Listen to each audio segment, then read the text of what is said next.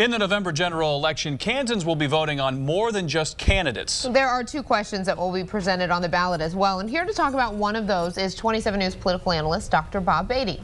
Thanks for being here, Bob. Sure, great to be here. Now, at 5, we talked about the right to bear arms, and a lot of people may not even know that these questions are going to be on here. Let's take a look at the second question. Well, you know, Nate, this is very interesting because constitutional amendment questions are very important for the Constitution, but a lot of people have no idea these are on the ballot.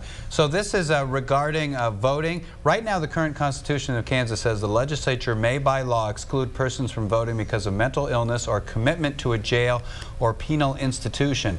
If this change passes, the new wording would be the legislature may by law exclude persons from voting because of commitment to a jail or penal institution, obviously omitting the ability of the legislature to bar somebody to vote if they have some form of mental illness. Okay, now we had talked that Washington had done this recently. They had taken that out as well. What is it? Why is this being proposed? Well, a number of states over the years, the past few years, have changed their constitution. Basically, Kelly, it's because of a change in the way that people look at mental illness.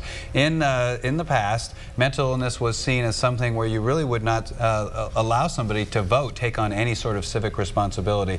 Now there are estimates that 15, 20, 25% of people have some very form of depression or something of that nature. And so essentially, even though most people don't think the legislature would bar people with mental illness from voting, they want to make sure by taking this out of the Kansas Constitution. Now with candidates, we have polls going into the election, somewhat of a good idea of how things are shaping up. With this, not so much. Do you think they have a good chance of passing? Well, I think both probably will pass. Certainly the first question on the right to bear arms, and I think this one, the second one will pass as well, but it's key that people at least know they're on the ballot so they can think about them before they get into the voting booth. All right, Bob, thank you so much for joining us. We'll see you tomorrow for Ad Watch. Sure, thanks. Stick around. Johnny's in next with sports.